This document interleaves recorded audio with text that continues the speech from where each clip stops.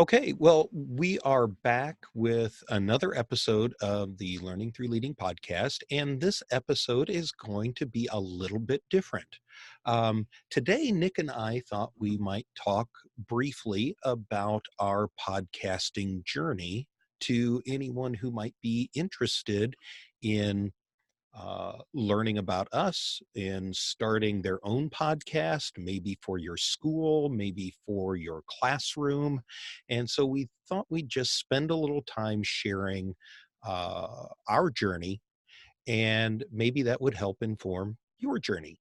So, so Nick, um, why a podcast? Ah, boy, well said. If anything, I think a lot of it to me is just it. It's an opportunity for the next level of networking. And what I mean by that Absolutely. is, I'm somebody that's always been and probably always will be.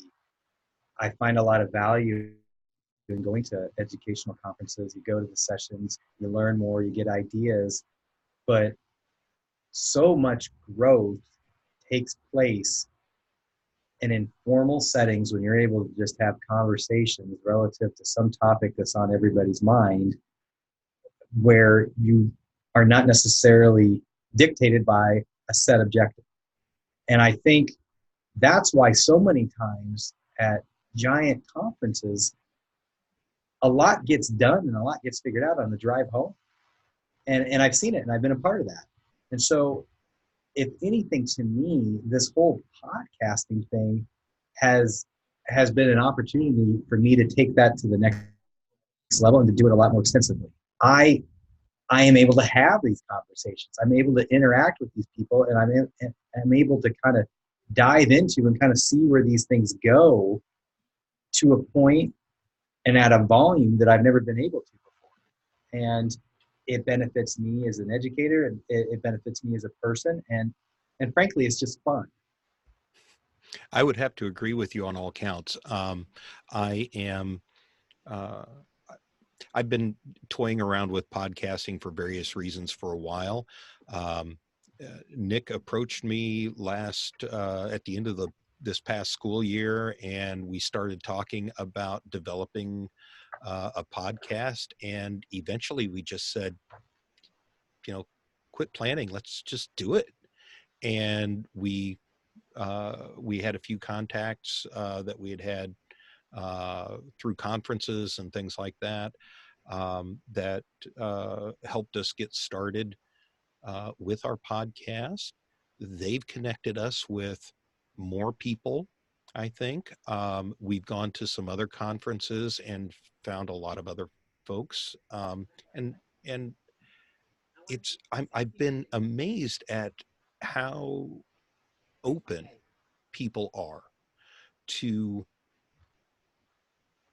our invitations. You call up Adam Welcome. Hey, you got a few minutes to chat with us on a podcast? Heck yeah. He was all over it.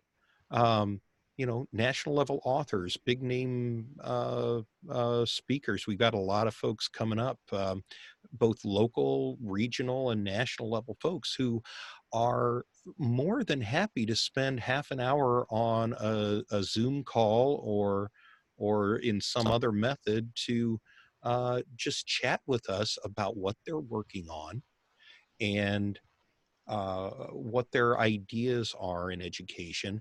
And I find it fascinating. I think The, it's the, interesting. I would, if I could jump in one more time. I really like what you said about conferences. Um, I know people go to a lot of trouble to create wonderful, informative, and interactive sessions, but a lot of times you get some really valuable conversations, like you said, on the drive home with some other teachers, or sitting at a table before a keynote luncheon uh, talking about what's going on in your schools. And those are the kind of conversations that we're trying to tease out and share. And uh, based on, the number of listeners that we have, I think there are a lot of other people who recognize the value in those too. And I'm thrilled that we have an opportunity to share that. I think if anything, I've just realized kind of living through this and just being in this field in general, that a lot of times solutions are limited by lack of an exposure. And I think that's sometimes why, you know, when you enter kind of this realm of networking using social media and podcasting, the platform really puts you in touch with a lot of people that are very forward thinking, want to work as an educational community, and like having those collegial conversations. And so you start to realize what you kind of thought was perhaps the minority is in fact the majority.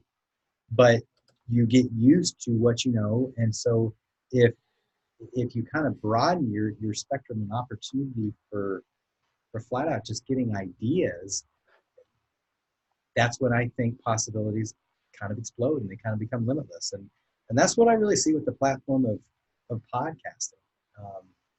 I know to me, I originally wanted, and I hope this continues to be, to always kind of have that core foundational piece of, we're going to talk about curriculum instruction. And everything else affiliated with education is great. I love talking about school climate. I love talking about the feel good stories. I love talking about challenges, new tech tools, new resources, new apps. All of that is important. But the one thing that's always going to be universal, no matter what a school looks like 100 years from now, is the topics of curriculum instruction. And so I think with every time that we've ever had somebody on, it's either been 100% about that or affiliated with that. And what I like about that is no matter who in the educational field listens to us or interacts with us, then, through social media, it gives everybody that universal opportunity to get better. And so that's, to me, kind of the wide encompassing value that this platform has. It's really not about Nick and Matt. It's about, hey, we like this kind of stuff. We like talking about this kind of stuff. If you do too, here's your chance. Here's your opportunity. Yeah. So that kind of leads me into my next question. I've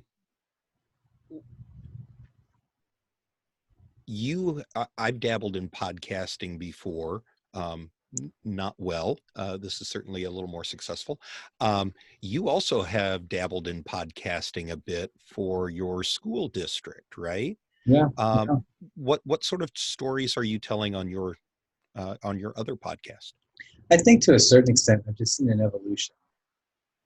10 years ago, maybe 15 years ago, school districts were scared to have any sort of presence on Twitter and Facebook.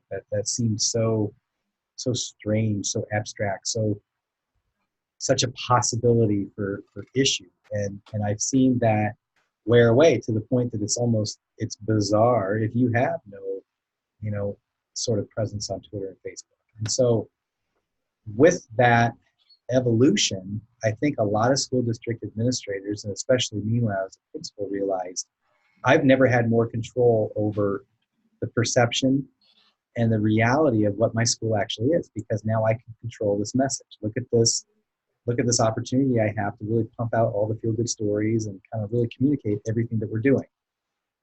And so at the more recent level, I've kind of realized that, I could email local media and call them 100 times a day with 100 million wonderful things that we're doing, things that I see, things that I wish were stories, things that I wish were communicated. But to a certain degree, it's just not possible. And so it's kind of making me take a deep breath and realize, wow, there's no reason that every school district shouldn't have some sort of informational podcast that they put out there when they can. And so that's what we've done. And our audience is growing a little bit, and I have a good time with it. And so if there's an elementary classroom that's doing some amazing community-based unit, we have them in, we talk about it. If I have some athletic team that had a particularly great season, they're excited about this, and they've done these other great things for kids, we have them in, we talk about it. And so I think the beauty of technology is it's a limitless resource for teachers and it's a limitless resource for kids. But for us as educators, whether you're an administrator or a teacher or anything else in between, it's also a limitless opportunity to communicate and network. And I think to a certain degree, people are missing out on their individual potential when they don't utilize this to the degree that it has. Well, yeah, I've listened to a few episodes of your podcast. I have to say I haven't listened to every single one, so forgive me. Uh, Fair.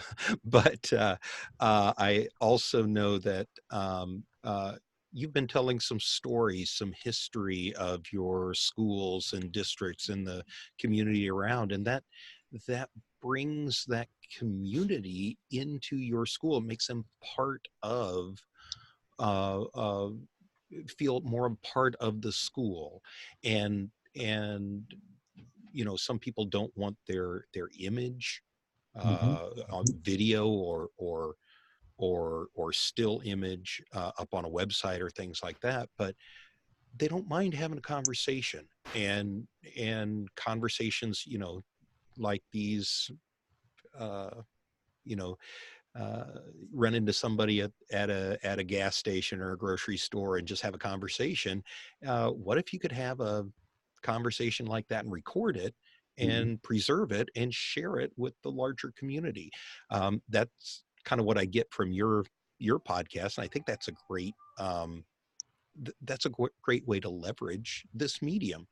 Um, I'd like to see more schools, more classrooms even get involved with these sorts of things. Wouldn't it be great if, we've had a few authors on our podcast. Wouldn't it be great if a classroom teacher could have an audio chat with their kids and the author of a book that they're reading in the classroom? Really enrich that unit on that book, and so on. I think this really has huge potential for schools, as well as for individual classrooms, to help kids um, engage more, and community members engage more with their schools. I think there's a level of accessibility to answers and resources in human beings more so than there's ever been. Mhm. And I think the question now becomes whether or not people take advantage of it. And it's not because if somebody doesn't, I think it's because they're indifferent. I think it's because they don't understand the opportunity. And I see it shifting. I think if Mhm. anything, as we in the education field shift to more of an open ed resource, universal collection of content that people can utilize for various grade levels and contents, I think what is correlational to that is there's also this almost opportunity for a clearinghouse of ideas and interactions because it's unbelievably extensively easy to reach out to educators all over the place, and whether it's a podcast, a blog, or just a quick message on Twitter, there's really that next level of opportunity. And I think with that next level of opportunity becomes just so many possibilities that just weren't there as few as 5-10 years ago.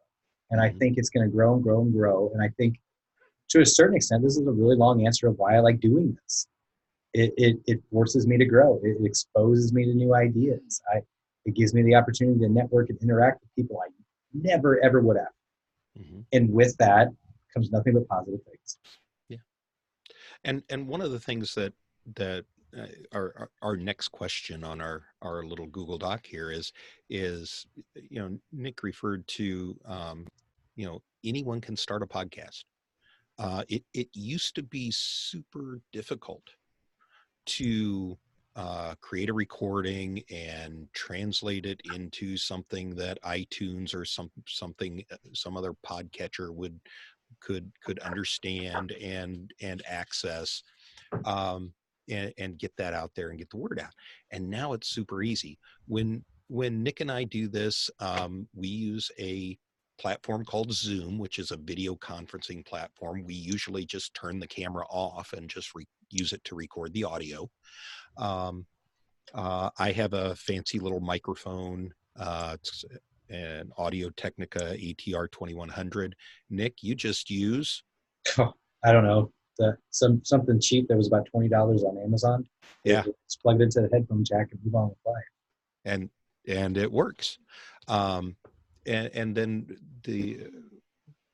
we record through Zoom, and that drops out an MP3 file, or actually an M4A file, but that's for nerds like me. And I upload that to a platform called Anchor, Anchor.fm.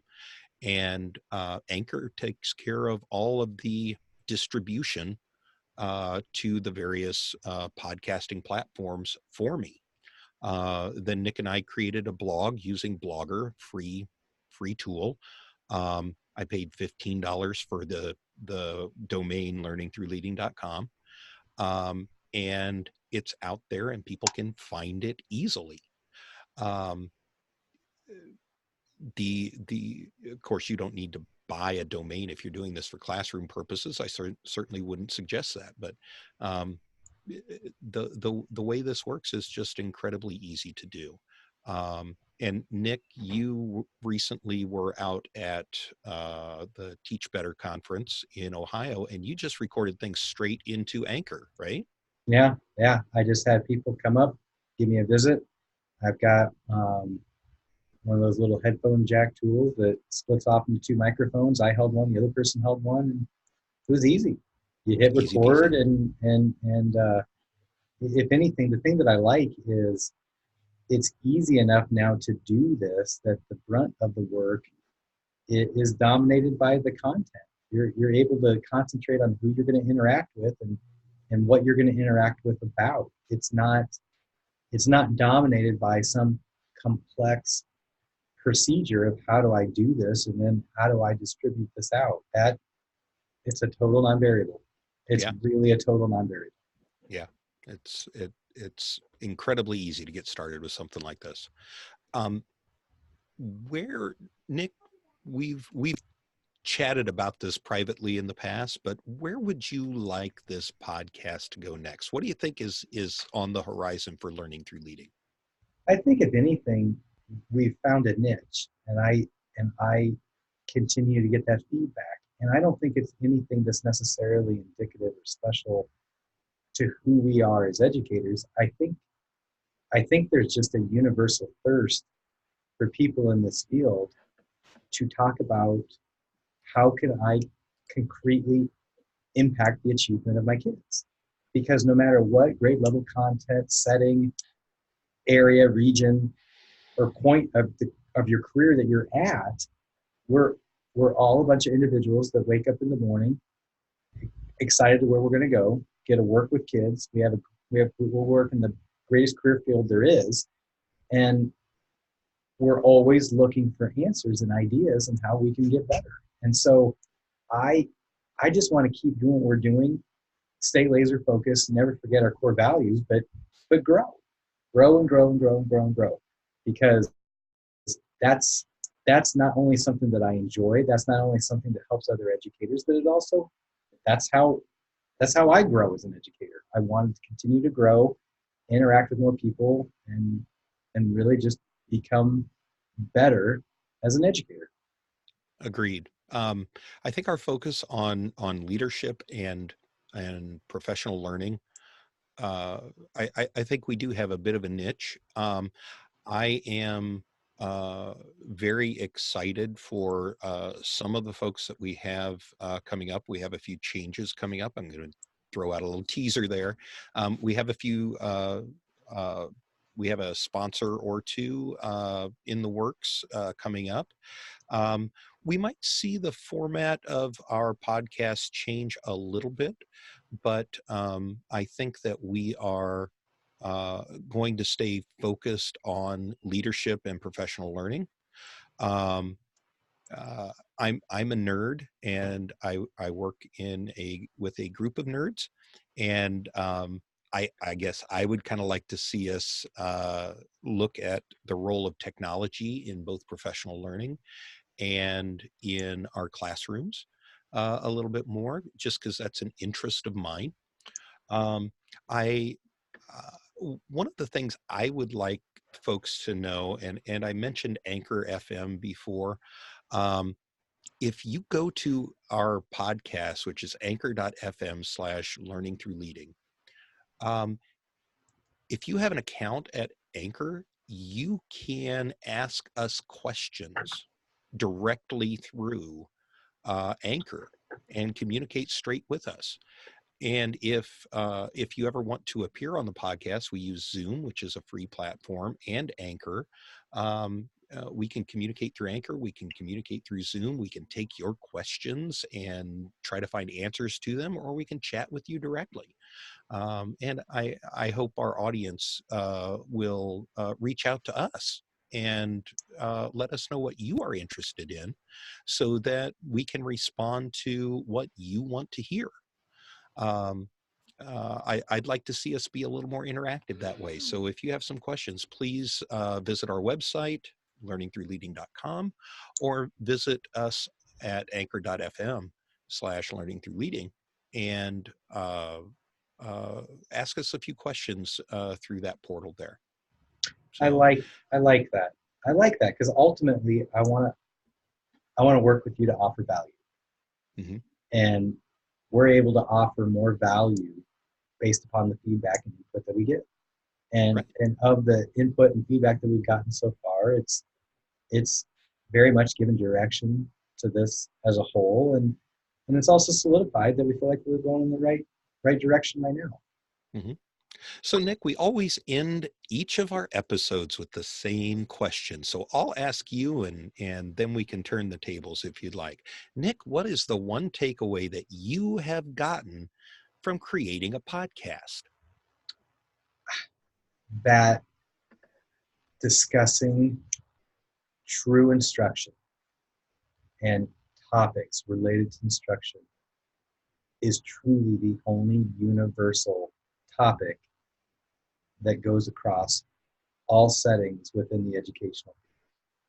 And I think when you use that as a foundation to talk and network with the goal to get better, when it's based upon that premise, you find this universal and simplistic commonality. And when you have that, you instantly have a connection, and then you can instantly grow and learn from each other because you have that aspect of instruction in common.